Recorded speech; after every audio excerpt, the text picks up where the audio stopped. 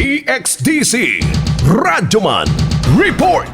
Nilusad na og mga security support operations ang Eastern Mindanao Command pinaagi sa Joint Security Control Centers.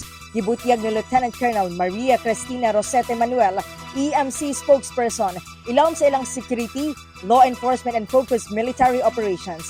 Gipanganti nilang walay mga private armed groups confags ug armed threat groups ang makapanghasi atol sa Barangay and Sangguniang Kabataan elections 2023.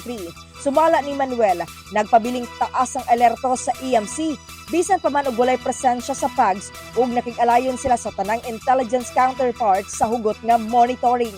Gibutyag sa opisyal nga adunay 102 ka mga nakamontar nga mga checkpoints sa koordinasyon sa Commission on Elections o PNP. Nakakonsentrate ang deployment sa mga kasundaluhan sa mga potential terrorist o criminal target areas, particular na mga voting areas, shopping malls, vital infrastructures, mass transport terminals, palengke ug uban pa. Kasama mo sa balita ug serbisyo publiko. Radyoman ay ni ganita. Tatak RMN. RMN News. Diretso Balitang Metro Davao.